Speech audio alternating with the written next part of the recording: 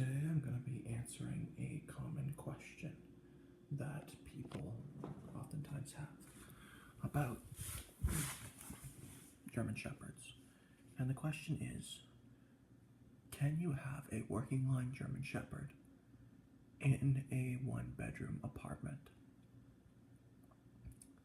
And to that I say, it depends.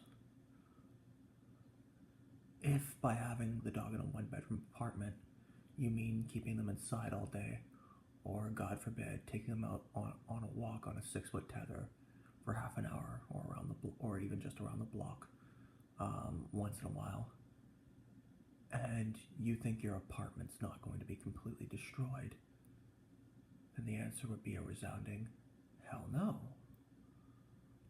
But if you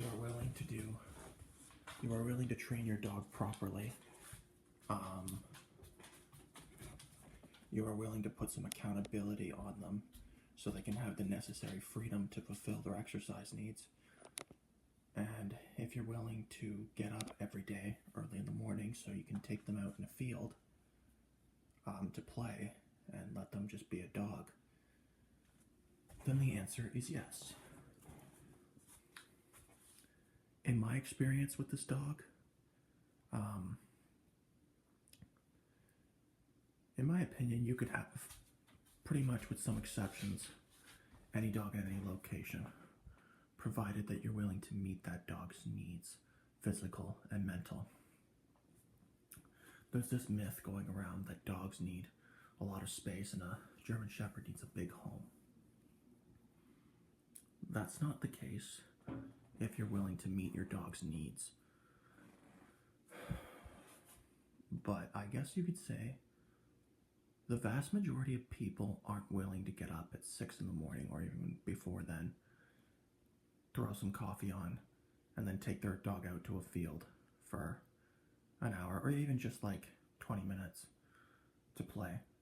So for the vast majority of people, having a dog like this in an apartment would be a no-no. But I don't think it's necessarily has to do with skill, per se, like being a skilled handler. You just need to be committed. Now, if the dog has behavioral problems and issues with reactivity, unless you have the necessary knowledge and or tools to solve the problem where they will no longer be reactive, then obviously the answer would be no. Before, my dog Lursa, that's her name, working line German Shepherd, female, spayed. Before, I had to move her into my mom's because she was just so reactive. But once I learned how to properly hold her accountable with the application of a positive punishment contingency, meaning the addition of a consequence that the dog finds aversive in order to deter a specific behavior, I was able to extinguish this behavior. So now her reactivity towards people, even bikes, even cars, is practically non-existent. She has her moments, like every dog, but it's more or less gone now. When she walks by people, the most she'll do is, God forbid, go out to sniff them or whatever. And there's nothing wrong with curiosity, because it's not rooted in her trying to go after them or snapping at them or anything. And now that I've eliminated a lot of the bullshit, she's actually a very social dog. For example, just a couple of days ago, she was making up to someone she had never met before, rubbing up against them, wagging her tail and stuff. Now, this is not to say that all reactive dogs, once you address the behavior, will be like this. Some still carry that inherent suspicion of people that won't go away, and you'll have to be more stringent on your management. But in her case, beneath a lot of the bullshit, there was curiosity. Meaning, once she was finished blowing up on people, she'd kind of get curious, and then she'd sniff around them, and then she'd be almost social.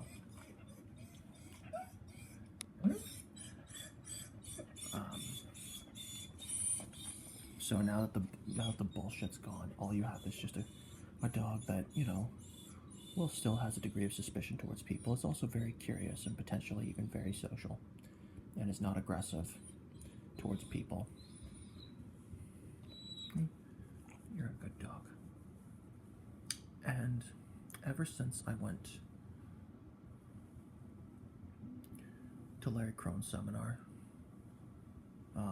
and learned a lot about the actual proper way to use positive punishment, and the vast majority of people weren't actually using punishment, but were using negative reinforcement.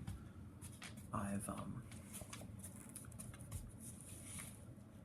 have a dog that, in certain contexts, needs to be managed, but is safe to be around. Another thing that would be positive for a dog in a one-bedroom apartment is crate training.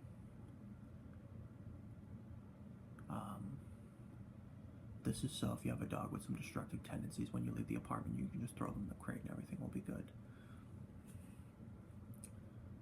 And there are certain dogs that, in a one-bedroom apartment, if they bark excessively when you're away, you may need to get a bark collar. A bark collar is a collar that elicits an electric shock every single time the dog barks. That being said, you do have to be careful to make sure that your dog won't freak out, that your dog will actually understand, like, how to escape it and how to avoid it.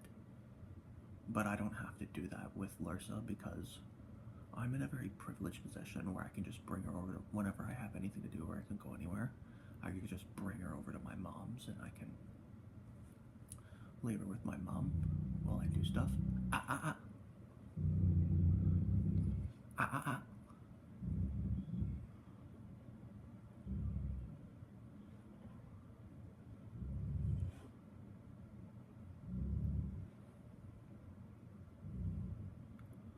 Another dog walked by and she is letting it known that she does not like the situation.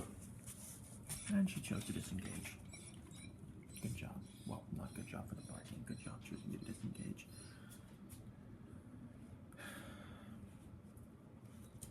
And I find with dogs that are super rambunctious, that's not always the case. There are some dogs that don't necessarily have that big of an off switch. I find if you just,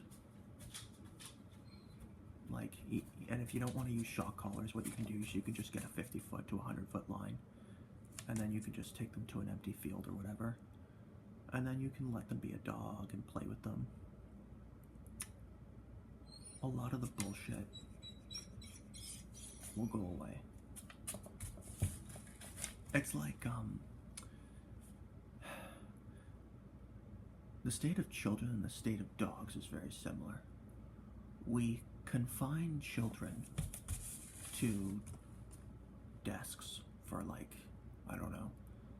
7 hours a day, or maybe 5 hours a day, including time to get to school, breaks, going to and from classes, recess and all that shit.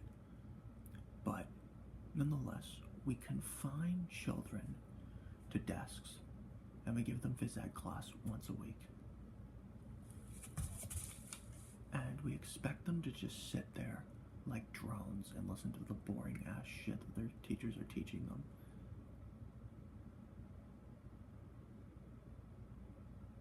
And we don't give them an outlet for their physical and mental needs. And then we wonder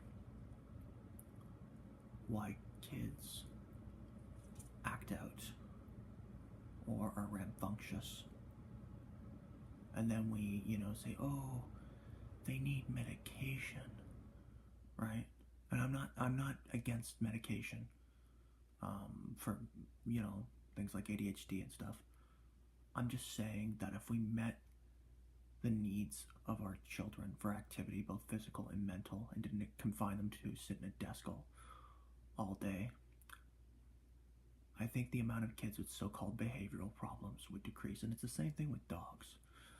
Maybe instead of shoving pills down their throat when they're rambunctious, maybe if we gave them one, accountability to prepare them for freedom, which can come in the form of a 100-foot line, a shock collar, or in my case, using both.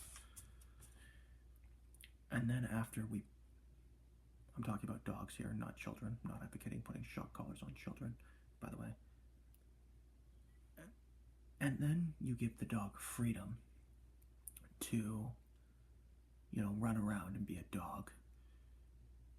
You'd be surprised how much so-called behavioral problems become, greatly lessened or sometimes eliminated entirely. It's important when I say this. I'm not saying that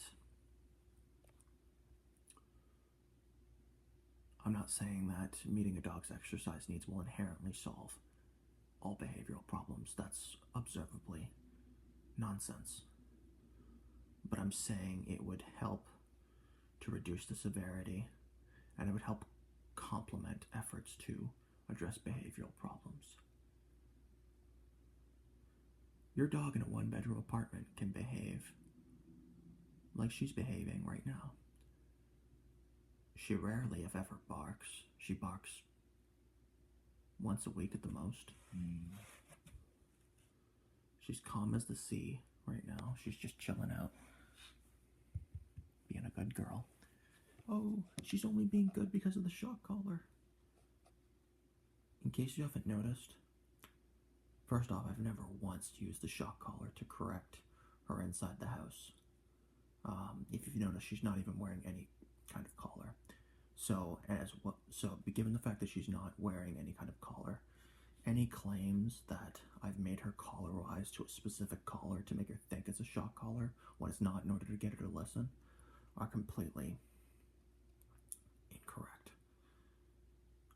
What I do when she gets reactive, like if she would have escalated any more at the window, what I would have done was I would have used negative reinforcement and negative punishment. So I would have said the NO word, the no word, to mark the behavior that I don't want. And then I would have put my body between me and the dog. And then I would have used what's called spatial pressure to push her out of my room. And then as she was out of the room, I would have given her more spatial pressure. And then I would have given her a dirty look, like, "Come, what the fuck are you doing, dog?" And then I would have given her the down. And then after a while of that, I would have given her the down command outside my room. And then I would have shut the doors, waited for 10-15 minutes, opened the door, invited her back in. That's what I do to deal with her reactivity if she gets too rambunctious. I use negative reinforcement in the form of spatial pressure and negative punishment in the form of removing her from my space and having her go on the outside. And for those of you who think that's cruel, there are many force-free trainers who use spatial pressure in dog training. In fact, it's been used by Victoria Stilwell. And almost every single force-free dog handler or trainer I used uses negative punishment, which is the withholding of something that the dog finds pleasurable in order to deter a specific behavior. And that is being able to look out the window, being able to be in my room, and being able to be with me. So by withholding those things, by basically throwing her out of my room, not literally throwing her, but removing her from my space, I'm negatively punishing the behavior. Okay?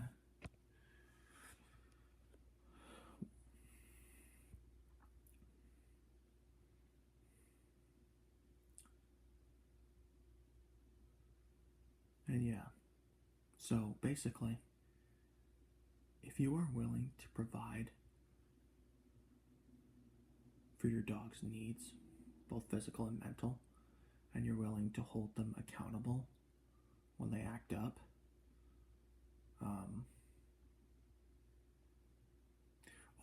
do you use the shock collar to punish her for being aggressive? No. The thing that I use the shock collar for is is either recalling her or preventing her from chasing, say, a bike or another dog. The reason why I don't use the shock collar to punish aggression is, I can't speak for all dogs, but in Lursa's case, the shock collar is an activator. It wires her. It juices her up. So using something that juices a dog up in order to punish aggression, which in her case, given the fact that it's not social aggression, which is actually quite rare, given the fact that it's excitement and fear-based aggression, which is rooted in the dog being jacked up, you don't solve your dog being jacked up on adrenaline by jacking them up even more. It doesn't make any sense. Now, I'm not saying that you can literally never use a shock collar to punish aggression, or that it's literally never successfully been used. I'm sure there are some dogs.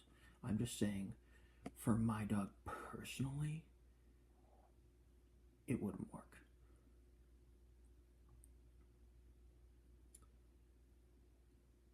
And then you have the fact that the vast majority of people who try to punish dogs with a prong collar, with a shock collar, without just stop at negatively reinforcing the dog stopping the behavior, don't actually punish it.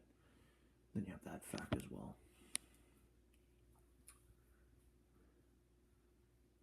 It's been an adventure with this dog.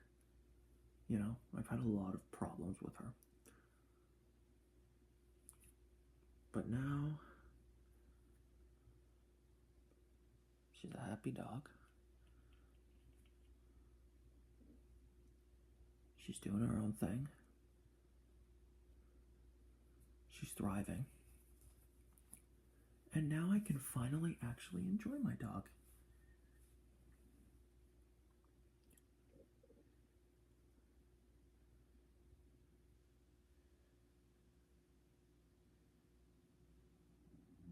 There's been a lot of hurdles I've had on my road.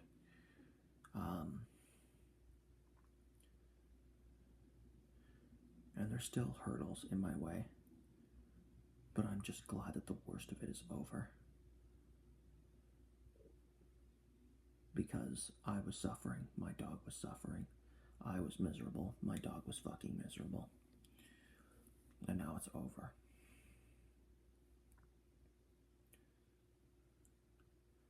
Lursa's not an easy dog.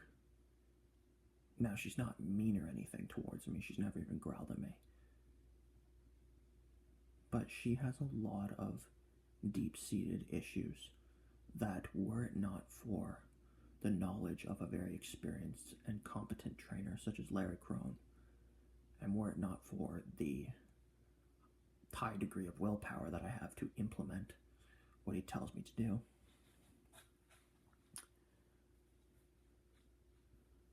my life, my dog's life, and by extension my life, and by extension both of our lives, would be shit.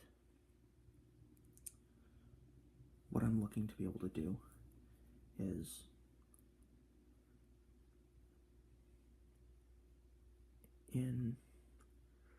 by next September, so September 2025, I'm hoping that I'll be able to take her off leash in public.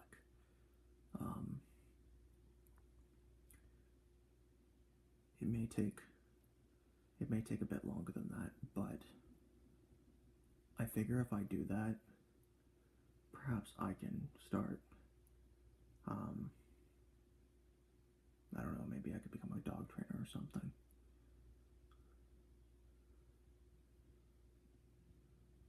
But, I'm not sure. Anyway, hope my ramble was interesting and wasn't boring. Thanks for watching, everyone. Goodbye.